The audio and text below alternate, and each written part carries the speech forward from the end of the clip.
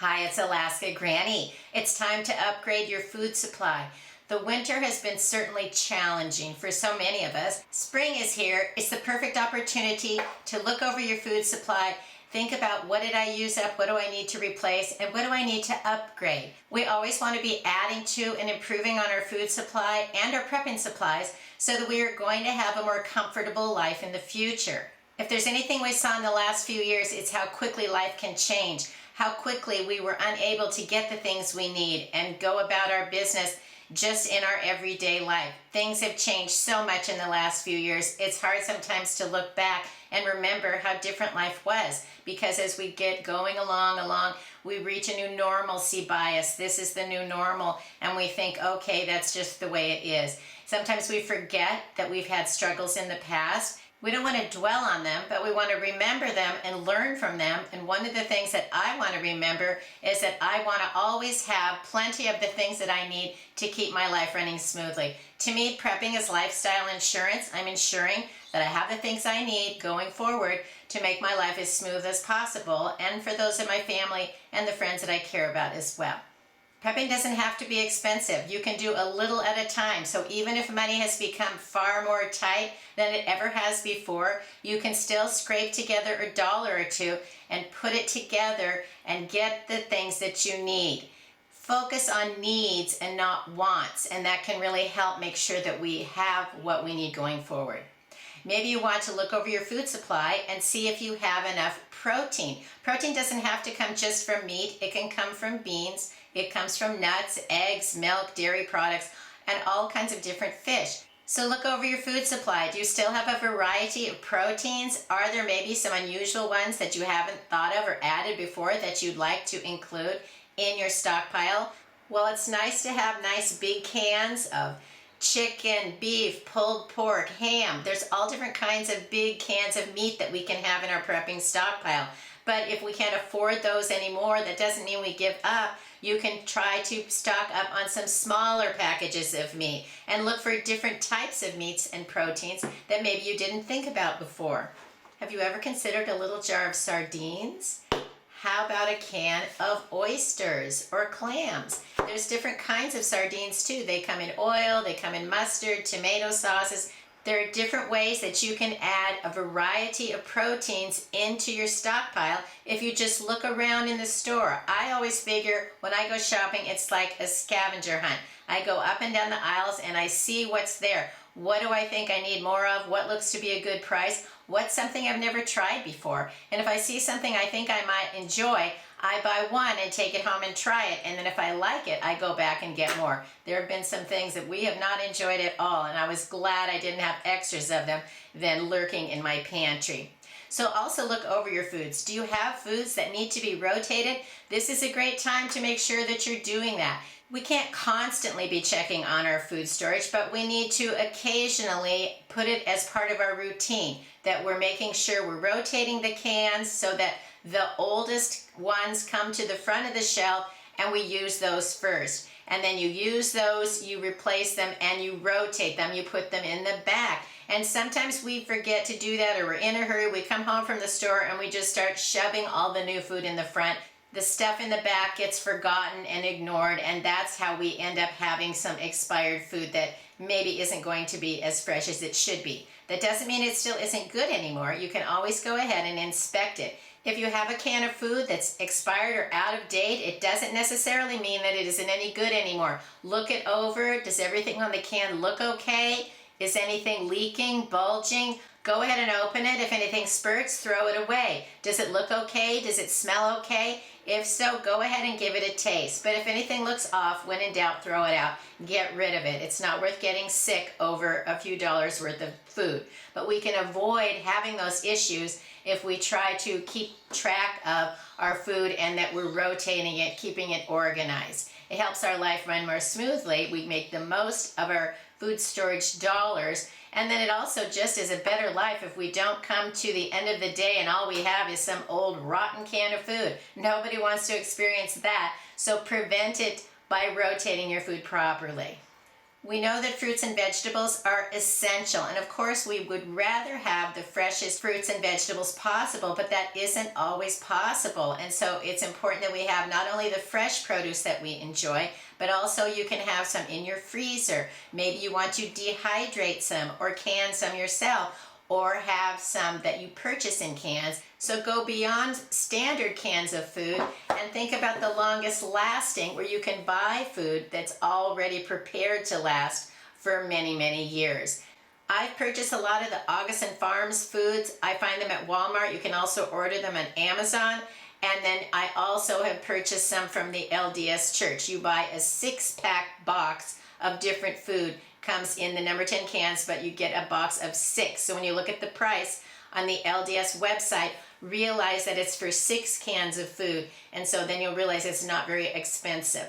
I have found the Goshen Farms and the LDS foods to be top quality, and then you can count on that food lasting. You don't have to worry about rotating it for 10, 20, 30 years. But some of it is quite good, so you might want to try it and then use it within your normal routine so that you experience how to use these foods, and you'll find that you have more of a variety, and then you also have more knowledge about how to use the foods in your stockpile. Then don't forget to stock up on seeds and start growing a garden. Spring is here, summer is coming. It might be a time to learn a little bit of gardening. And even if you don't have a yard, you can put something in a pot on your windowsill or sprout some seeds in a jar on your kitchen counter. Then look over your grains and see if they are still fresh and good to eat. Grains don't last forever, so we need to rotate a lot of them. And then you also might want to look them over and think about some different varieties of grains that maybe you don't have already. How about some grits or some quinoa? There are lots of different foods that we can add into our stockpile, and we don't have to just have the same thing day after day after day. So try a little package of something different and see if it's something then you want to incorporate into your regular meals. I've purchased a few things from Emergency Essentials. I need to order these when I'm in the lower 48 because they do not ship to Alaska, so I have very few of these, but these are also very good. So go ahead and leave it in the comments below. Have you ordered foods from Emergency Essentials, and have you found them to be to your liking? The more we share that information and experience with others, the more knowledge we have going forward to help us make choices with our food. My favorite powdered milk is the Nido Fortificata, but it's not long lasting. So if you have some Nido Fortificata, make sure that you're rotating it. Spring is a good time when you're going through that pantry to put some of these foods in the front of your shelf so that you know that you need to use them up. And if you can't have fresh milk, this is just the thing. It's because it's just as good as fresh milk.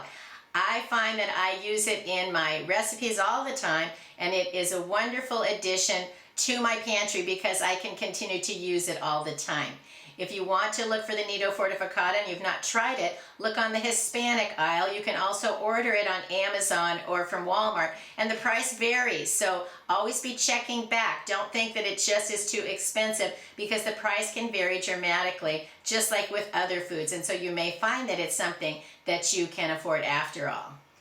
I like to store dried foods like rice-a-roni mixes, Zatarain mixes, pasta-ronis, hamburger helpers, foods like that. I take them out of the cardboard box, I put them into a clean canning jar, and I vacuum seal them. Then I know I can get several extra years of shelf life out of these foods. But they don't last forever, and the little spice packets tend to become expired because they get rancid. So if you have some of those foods, look them over. Make sure it isn't time that you be rotating them. They can last a few years past the date, but there's no reason to continue to store them and just allow them to not become safe or good to eat anymore. Go ahead and use them, and if it's a food that you still enjoy using, buy some more and replace it. Winter is passing by, and it's been very cold for so many of us. Maybe you've used up a lot of your products like hot chocolate mix. Cool summer evenings can also be a good time to have something like cocoa, so if you don't have any on hand, maybe you want to get some going forward. I also made a video about how to make your own hot chocolate mix, and I'll put a link to that video in case you want to try making some yourself.